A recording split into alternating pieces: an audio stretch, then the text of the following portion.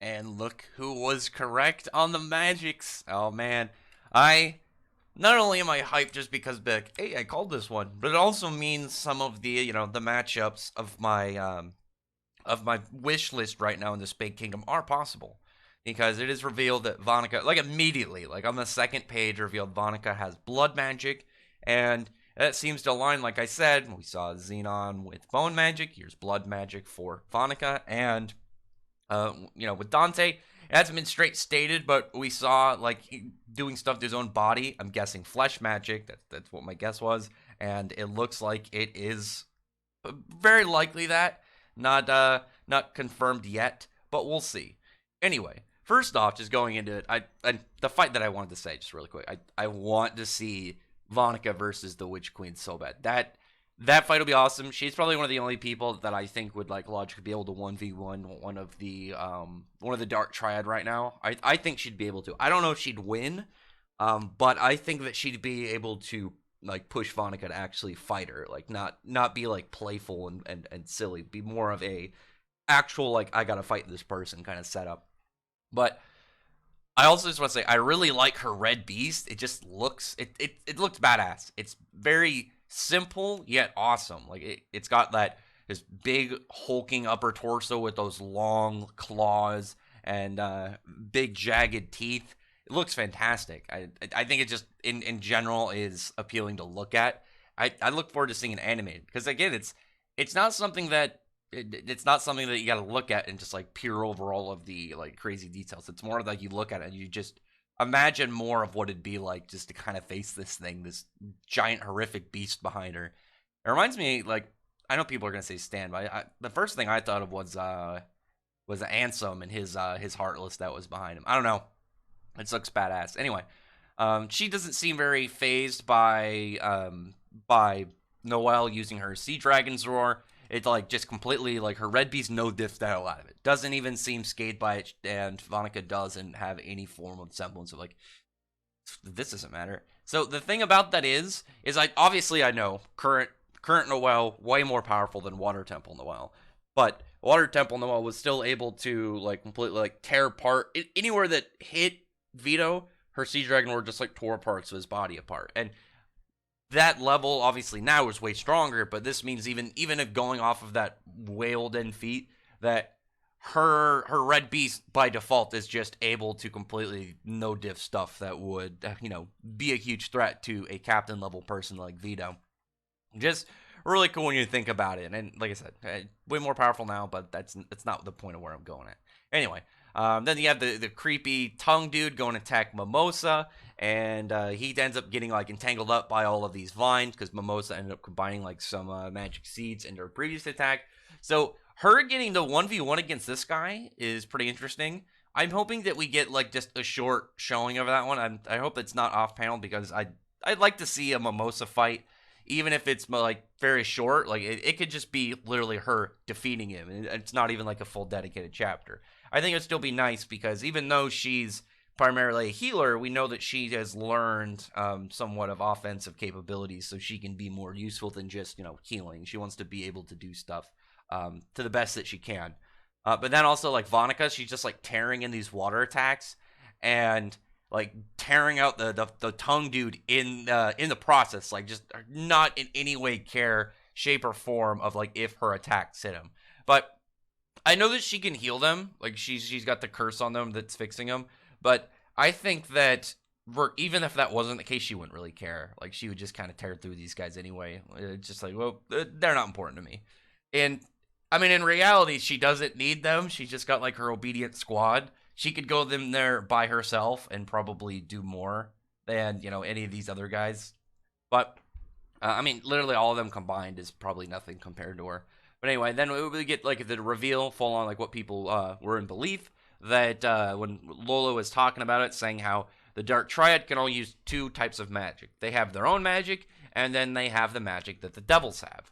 Which makes sense of why, when you get to it, it's like why Asta can have anti-magic, because he is using the magic of the devil that is, tied to him. Maybe not full on possession, maybe we'll get that eventually, but he's still utilizing it. Which would be really interesting, because that means if we ever get to a point where the anti-magic devil possesses Asta, the anti-magic will be coming from his body, I would imagine, because right now, as we remember, the anti-magic is in the grimoire and in the swords, and then he can channel it through his body.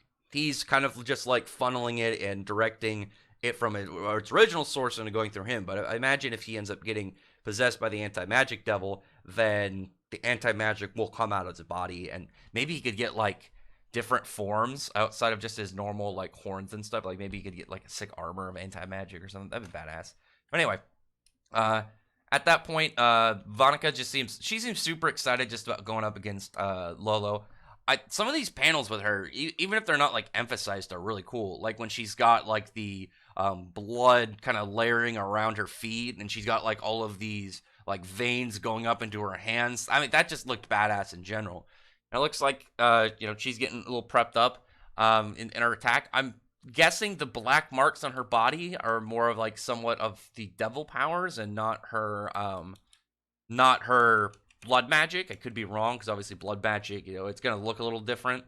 So I don't know. But there was no percentage said, so it's probably her blood magic, and then the veins look a little bit like what's on the red beast. But I don't know. I think it's more likely the blood one, just because we should have gotten a percentage like statement first, like 50% or something, even like 30%.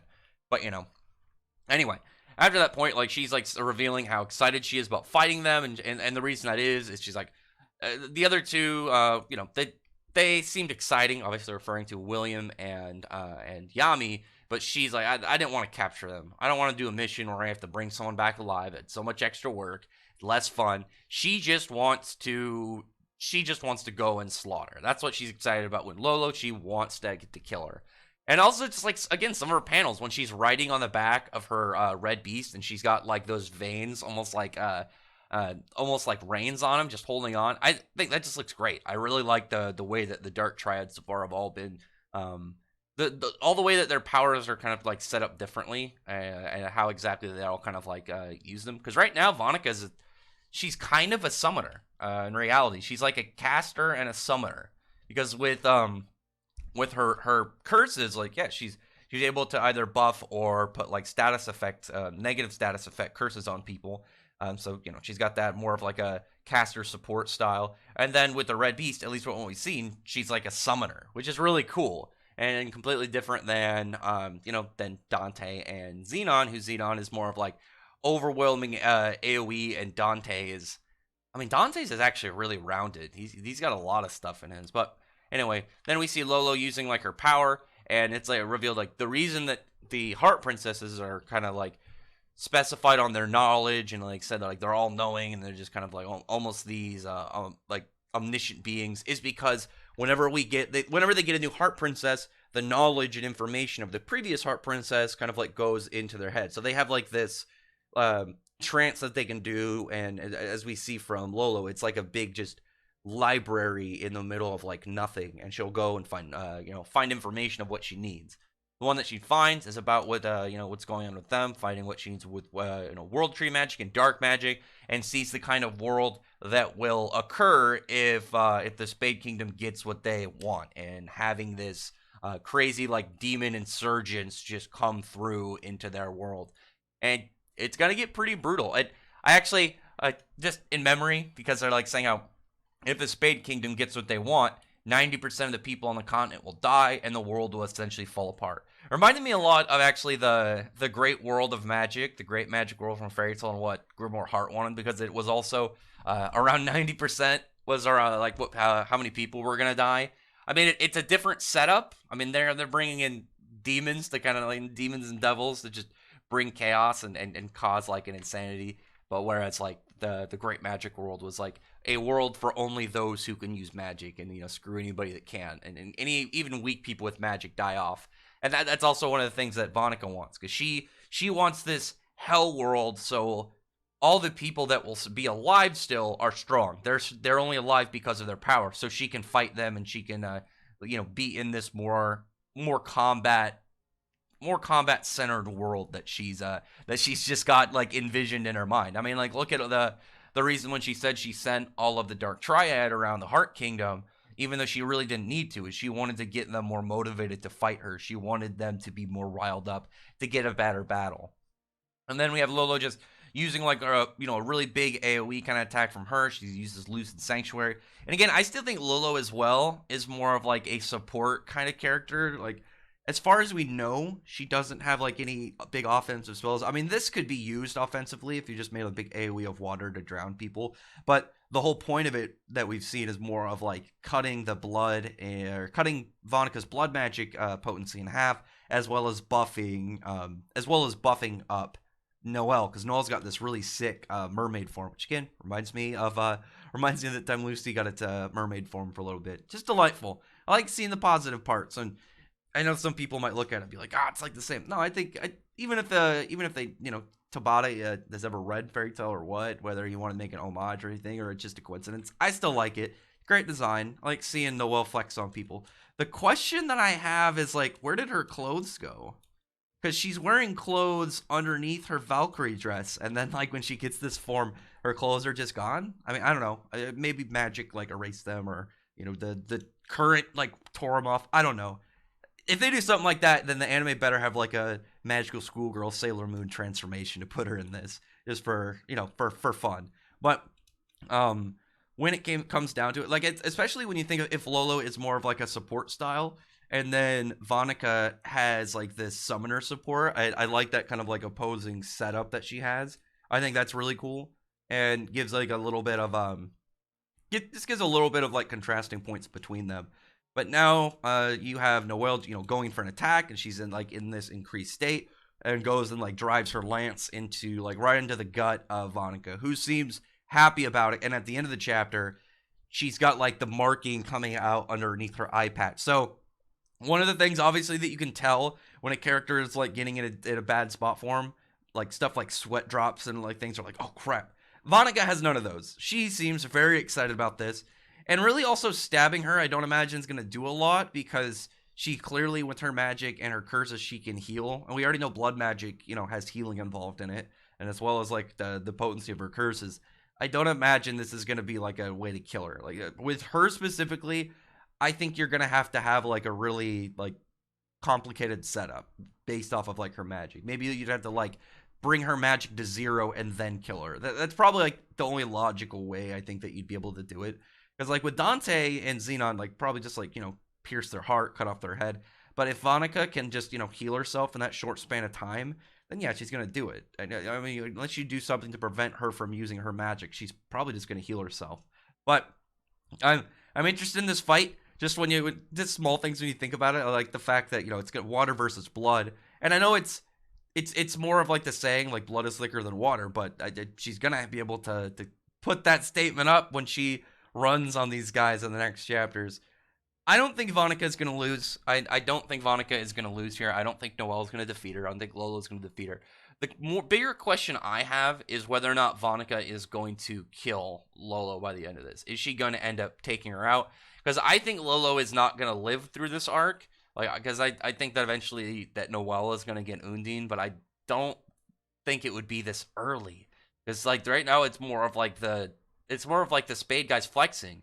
But at the same time, like Xenon took William, like he did what he was going there for. We don't know if Dante is going to end up capturing Yami. And so right now it's like, is Lolo going to complete her goal, or they're going to get, does Vonika going to complete her goal, or are they going to get Lolo out of there beforehand? So in general, it's just a pretty solid kind of chapter getting into this fight. I really like just the vision that Lolo had. It was pretty understandable, straightforward, but the dark kind of setup is very heavy for Black Clover. I thought that was great. And just a lot of like the panels and layouts for Monaco were fantastic. I'm really hyped for this next chapter. I can't wait to see where this goes. I'm also really hyped to see like more of her blood magic. I want to see if she has other summons or if it's just one that she has.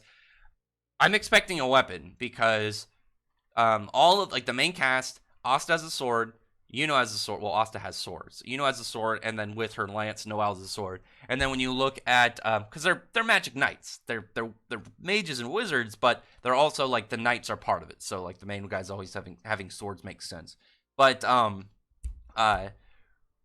had a sword, Dante had a sword. I'm gonna get a sick blood sword from Vonika, please. And then that'll even be better when you have Blood Sword versus Blood Scythe if we ever get that Vonika versus Witch Queen fight. But anyway, other than that, comment below. Tell me your thoughts are about this chapter, and tell me your thoughts are what's coming up. Like I said, I'm pretty hyped for this. I really like Vonika's magic already. Blood magic is just one of those ones, or just blood abilities in general, that's just really cool. Because one of the reasons that's always just badass on top of it is like the designs that always come with it. It generally end up super cool. But anyway, they always go vicious on them. Stuff when you get there's certain powers that the authors, whenever they design stuff for them, they just go vicious and they're like, listen, it comes with the type of power. But anyway, other than that, comment below, thumbs up the video, from the like button, subscribe button, and check out my other videos. But other than that, I appreciate everyone who's already subscribed. Thank you all for listening. Bye.